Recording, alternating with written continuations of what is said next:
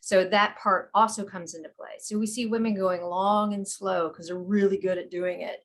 But if we want to be able to do sprints, we want to do a 5K, 10K, something that's really not ultra endurance, we have to do that sprint interval training because we want to have the ability to stimulate more GLUT4 proteins. We want to have the ability to have better endothelial function for vasodilation, constriction, cardiovascular responses. So that sprint interval training is super, super important. Metabolic control, top end power, better body composition, because there's this crosstalk between the muscle and visceral fat to say, hey, no more visceral fat.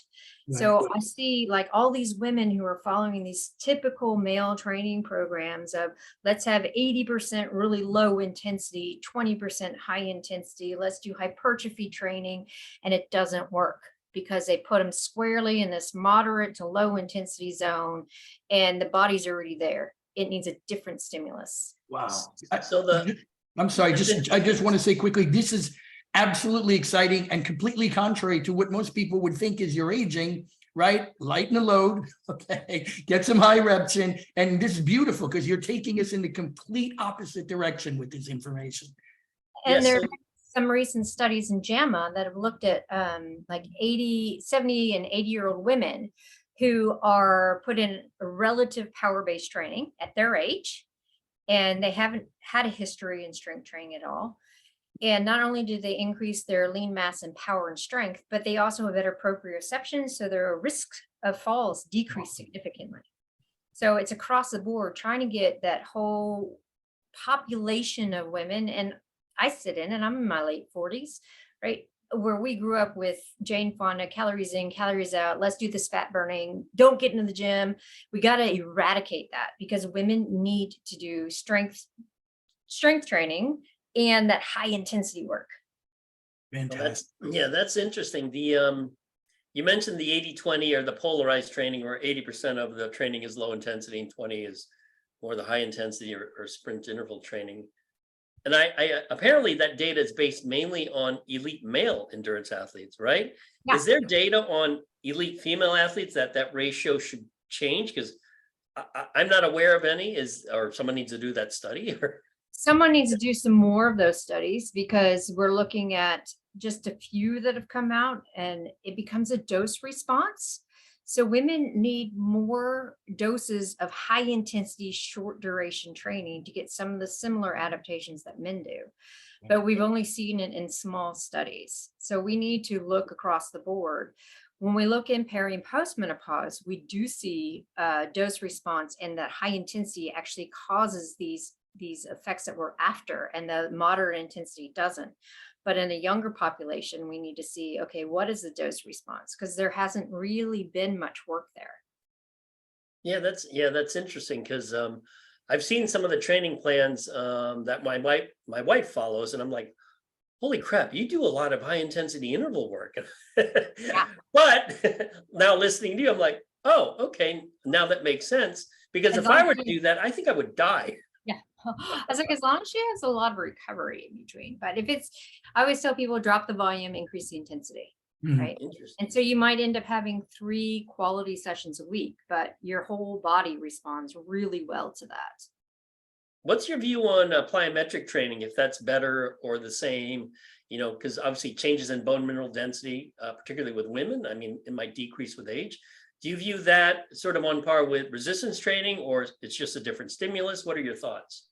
I love it. It's really important. So again, we are losing that ability for power generation. So just a little bit of plyometric work really complements the resistance training. And then like at the ISSN conference, when Tracy Clissold was talking about jump training and landing differently, if we're doing a set of plyometrics and then we're also hitting that multi-directional jump aspect, then that improves bone mineral density. Right. And one of the caveats though in perimenopause, because we're losing estrogen, women start to have pelvic floor dysfunction.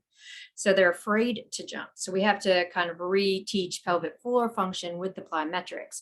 But with sore joints and stuff, other people are like, oh, I can't do it. I was like, well, we can look at other explosive movements. We can do upper body plyo stuff. We can do battle ropes. We can do a whole bunch of stuff that's not just box jump or jump training, but all of it is super important for bone and getting that power and maintaining that whole structural aspect of performance improvement. I mean, this is some information you could take, Tony, with some female fighters.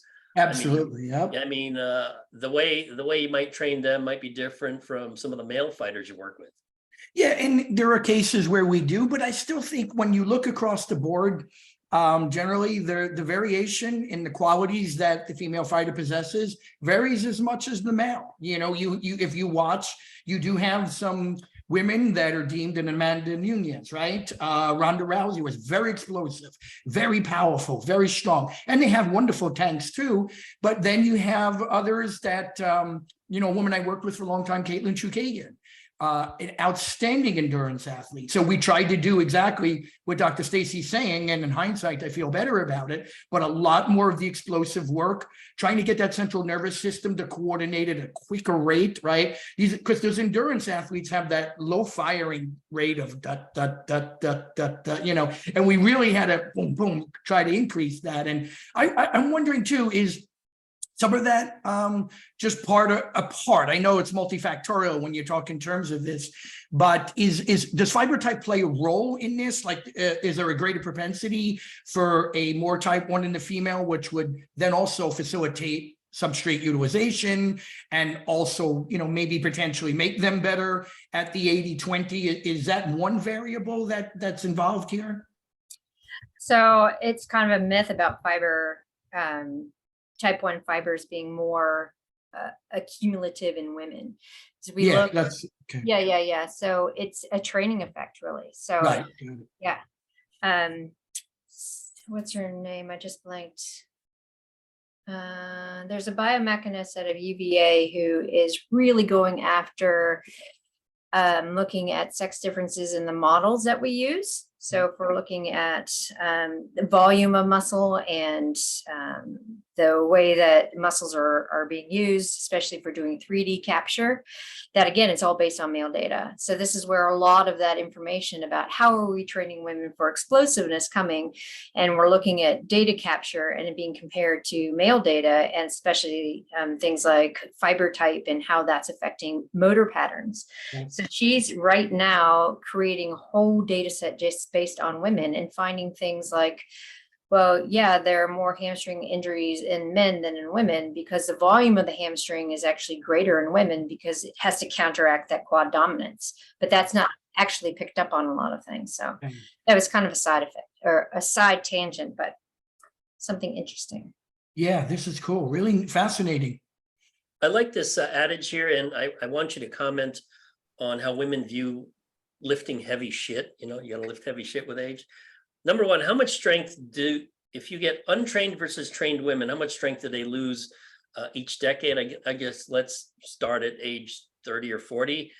And what are the hurdles in convincing women that, and Tony and I've heard this ad nauseum, I don't want to get big. And it's hard for guys to get big, except Tony. Tony can put on muscle pretty easily, but it would be hard for me to get big, yet these women is like, I don't want to get big. I don't want to get big. I'm like, you won't get big.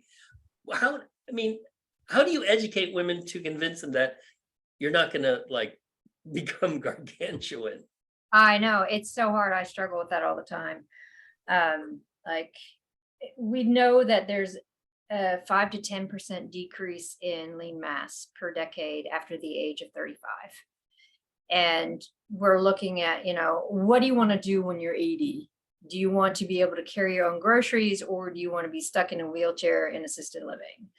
And if you don't want to be stuck in a wheelchair in assisted living, you have to think about strength training, like everything that you're doing. And then you bring it back down to, if you look at the typical Miss Olympia, they work super hard. They don't do cardio. They eat a shit ton. And no one who is recreational does that. That is their job. So if you want to get, even if you take CrossFit, if you want to get big and strong like Annie Tourstadter, then you have to train and eat like her. And nobody has that commitment except for Annie, right? So it's just putting it into that black and white perspective. If you really, really, really want to get big and put on a lot of muscle, then we have to really design an eating and training program to do that.